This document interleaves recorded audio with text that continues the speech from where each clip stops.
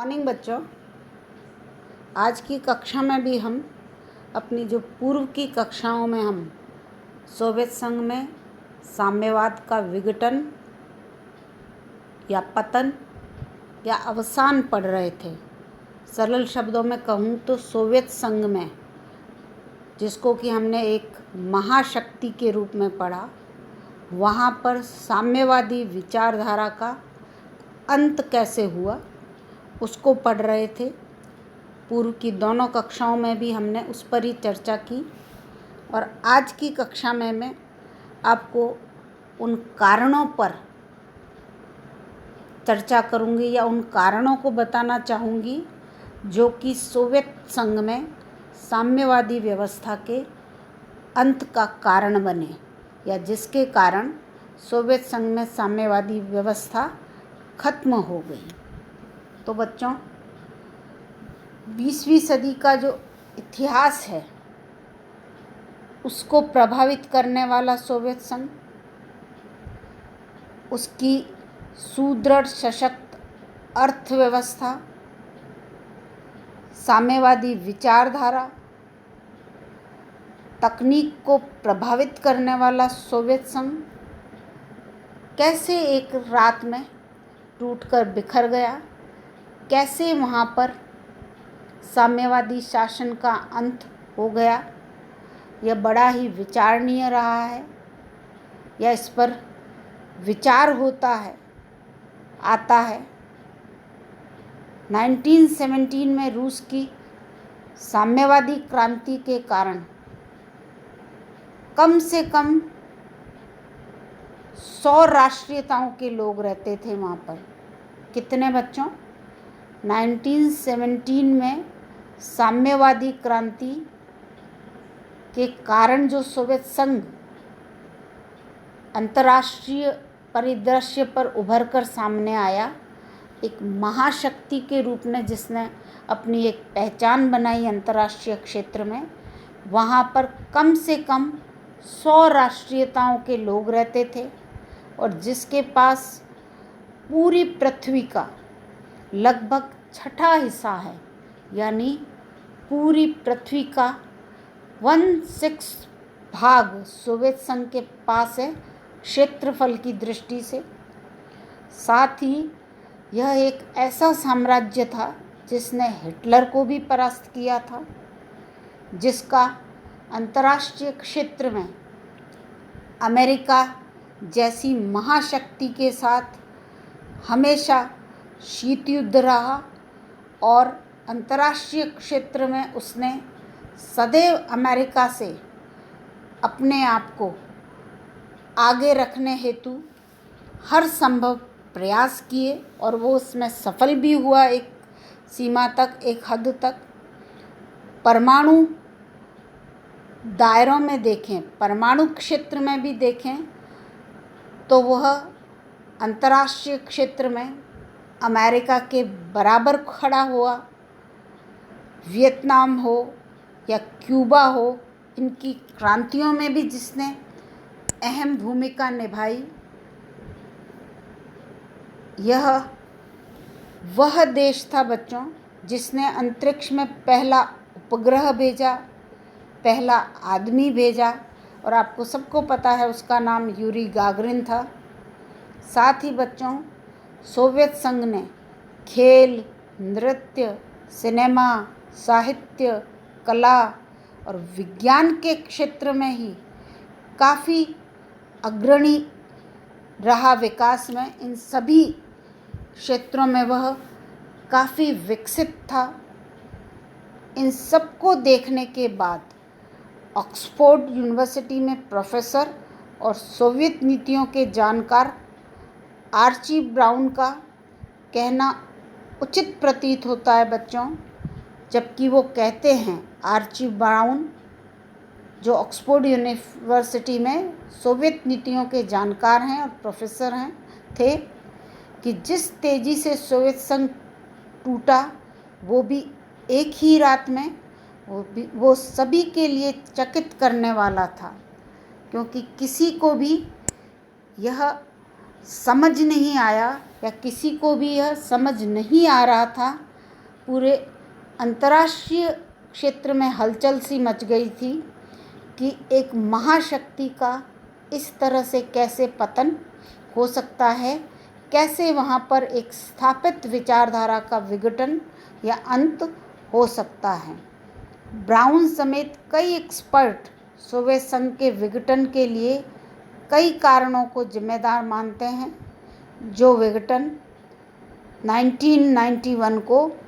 हुआ था, 26 दिसंबर 1991 को सोवियत संघ का जो औपचारिक रूप से विघटन हो गया था बच्चों, उसके पीछे कई एक्सपर्ट जो कारण मानते हैं, उन पर अब हम चर्चा करेंगे कि वो कौन से कारण थे जिनके कारण सोवियत संघ में साम्यवाद का पतन होता है। तो बच्चों, सोवियत संघ में साम्यवादी पतन की शुरुआत तो 19 अगस्त 1991 को जो एक गोर्बाचोव के विरुद्ध उनको अपदस्थ करने के लिए एक असफल षड्यंत्र हुआ था, उसी से हो जाती है। यहाँ पर गोर्बाचोव और बोरिस येल्सिन, जिसने कि वह असफल षड्यंत्र किया था, के बीच में एक समझौता होता है जिसके तहत सोवियत संघ के सभी केंद्रीय संस्थानों को समाप्त करने का निर्णय किया जाता है जिन पर कि साम्यवादी पार्टी का नियंत्रण है। उन सभी केंद्रीय संस्थानों को समाप्त करने का निर्णय लिया जाता है। यहाँ पर गोर्बाचोव साम्यवादी पार्टी के महासचिव पद से भी त्यागपत्र दे देते हैं और उसकी केंद्रीय समिति, जो कि समूची सोवियत व्यवस्था और सत्ता पर काबिज होती है या होती थी, उसको भी भंग कर दिया जाता है और साम्यवादी पार्टी की जितनी भी संपत्ति थी उसका राष्ट्रीयकरण किया जाता है। और 25 दिसंबर 1991 को गोर्बाचोव राष्ट्रपति पद से हट जाते हैं, राष्ट्रपति पद से त्यागपत्र दे देते हैं। और इस तरह से 26 दिसंबर 1991 को बच्चों, आप डेट याद रखें, तारीख याद रखें बच्चों, परीक्षा में आपके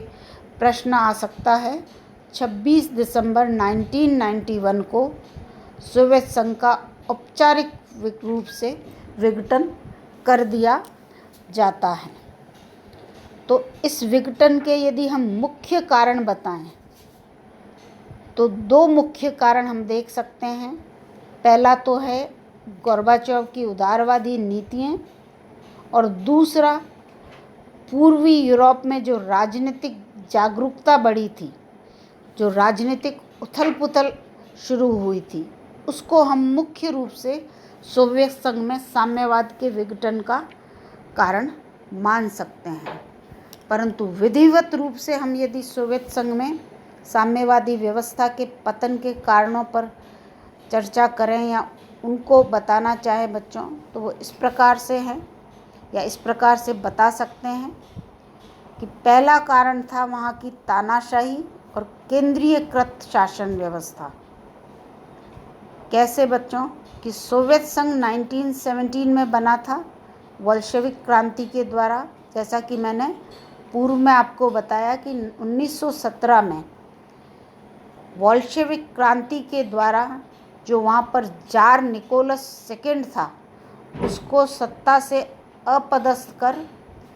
जो जारशाही शासन था उसको ख़त्म करते हुए लेनिन के नेतृत्व में वहाँ पर यूएसएसआर यानी सोवियत संघ जो 15 गणराज्यों से मिलकर बनता है, वहाँ पर साम्यवाद की स्थापना की जाती है। जार की तानाशाही से अलग होकर सोवियत संघ में लोकतंत्र बनने की कोशिश की, लेकिन धीरे धीरे वह पुनः तानाशाही के शासन में ही परिवर्तन होने लगा। और आप देख सकते हो कि स्टालिन की पहचान इतिहास में एक प्रमुख तानाशाह के रूप में ही की जाती है बच्चों। तो ऐसे में जब जारशाही का अंत तानाशाही का अंत करने के लिए किया गया था और पुनः सोवियत व्यवस्था उस तानाशाही शासन में ही, उस केंद्रीयकृत शासन में ही गिर गई थी, तो ऐसे में वहाँ पर साम्यवादी शासन कैसे सफल हो सकता था। इतना ही नहीं बच्चों, एक जो वहाँ पर व्यवस्था थी, आगे व्यवस्था चलाने के लिए एक संसद बनी थी जिसे कि सुप्रीम सोवियत कहा गया। वो वैसे देखने में तो समूचे कार्य उस संसद या सुप्रीम सोवियत द्वारा किए जा रहे थे या किए जाते हुए लगते थे, परंतु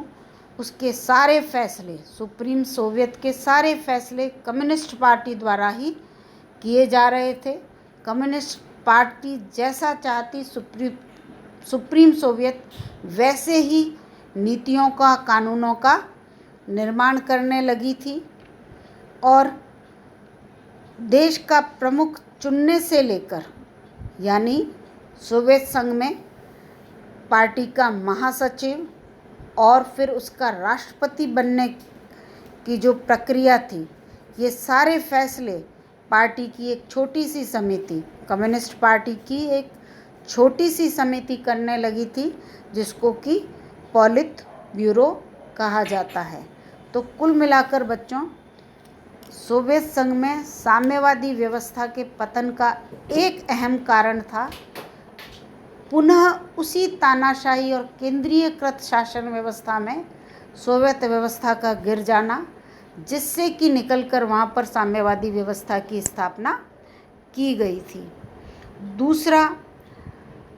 इस व्यवस्था में कारण था, दूसरा यहाँ पर नारकीय नौकरशाही, यानी व्यवस्था पर नौकरशाही का जो हावी होना है, वह भी सोवियत संघ में साम्यवाद के पतन का एक अहम कारण बनता है बच्चों। कि तानाशाही और केंद्रीयकृत शासन के कारण या तानाशाही और केंद्रीयकृत शासन का एक परिणाम वहाँ पर निकलता है नौकरशाही, जिसका कि नियंत्रण समाज के प्रत्येक क्षेत्र में,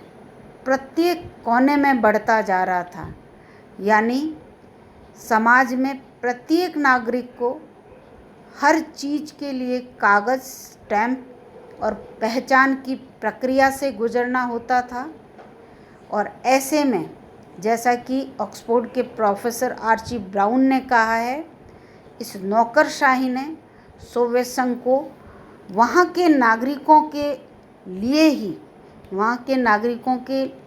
रहने के लिए एक कठिन देश बना दिया था। यानी कुल मिलाकर जो नौकरशाही का नारकीय रूप था, जो नौकरशाही का कठोरतम रूप था, वह भी एक कारण बना सोवियत संघ में साम्यवाद के पतन का। तीसरा कारण, जो एक सर्वाधिक अहम कारण हम मान सकते हैं बच्चों, वह है नाकाम अर्थव्यवस्था का। यानी सोवियत संघ की जो अर्थव्यवस्था ही थी, वह कार्ल मार्क्स के सिद्धांतों से प्रेरित थी और जिसमें उत्पादन और बंटवारे आदि को समाज का संपत्ति माना गया था। वहाँ की अर्थव्यवस्था पंचवर्षीय योजनाओं के आधार पर भी चल रही थी। अधिकतर आबादी उद्योग और कृषि में लगी हुई थी, लेकिन इसके बावजूद वहाँ की अर्थव्यवस्था तेज़ी से नीचे गिरती जा रही थी। अर्थव्यवस्था के मामले में सोवियत संघ तेज़ी से पिछड़ता जा रहा था। यहाँ तक कि 1980 में तो सोवियत संघ की जीडीपी अमेरिका से आधी रह गई थी। आप अंदाज़ा लगा सकते हैं बच्चों कि अमेरिका के साथ पैरेलल एक महाशक्ति सोवियत संघ की क्या हालत हो रही थी। अब चौथा कारण जो साम्यवाद के पतन का है, वह हम देख सकते हैं कि वहाँ पर जो बेहतरीन शिक्षा दीक्षा हो रही थी नागरिकों की, वह भी एक कारण बनती है वहाँ की साम्यवादी व्यवस्था के पतन का। तो वो कैसे बच्चों, कि जब वहाँ पर नागरिकों को एक बेहतरीन शिक्षा दीक्षा मिलने लगती है, शिक्षित लोग बाहर जाकर दूसरे लोगों से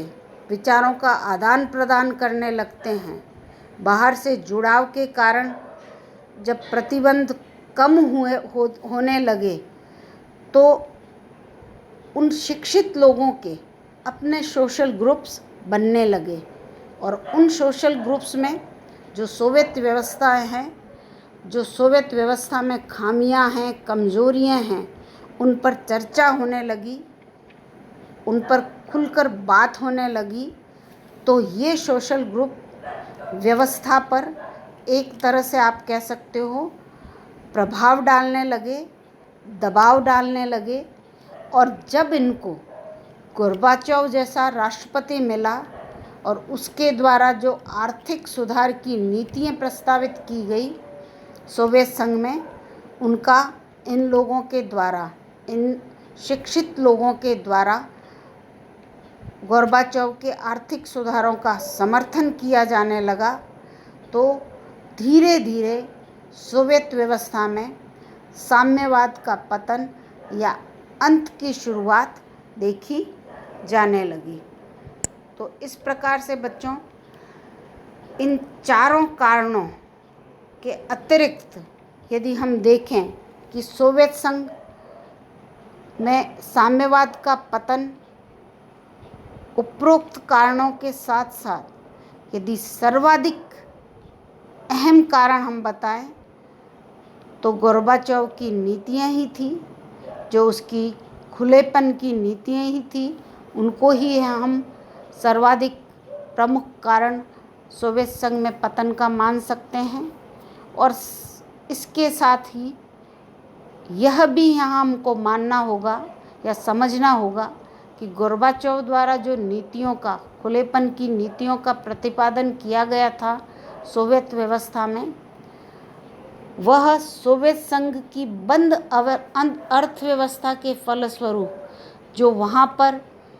पूरी तरह से शासन पर पॉलिट ब्यूरो का जो कब्जा हो गया था, नियंत्रण हो गया था, उसके परिणाम स्वरूप ही गोर्बाचोव जैसे व्यक्ति ने वहाँ की व्यवस्था में अपनी विशिष्ट नीतियों के द्वारा परिवर्तन लाने की सोची, या आप कह सकते हो साम्यवादी व्यवस्था में सुधार लाने की सोची। हाँ, यह अलग बात है कि वहाँ पर साम्यवादी व्यवस्था में सुधार नहीं, वरन उस साम्यवादी व्यवस्था की कठोर अनुशासन और लौह आवरण की नीति ने ही उसका वहाँ पर अंत कर दिया। तो बच्चों, अब अगली क्लास में हम पढ़ेंगे कि क्या सोवियत संघ में साम्यवाद के विघटन के लिए हम गोर्बाचोव को जिम्मेदार मान सकते हैं, या दूसरे शब्दों में कहूँ तो क्या गोर्बाचोव की नीतियों के परिणाम स्वरूप सोवियत संघ में साम्यवाद का विघटन संभव हुआ या साम्यवादी व्यवस्था का अंत संभव हुआ। तो थैंक यू बच्चों।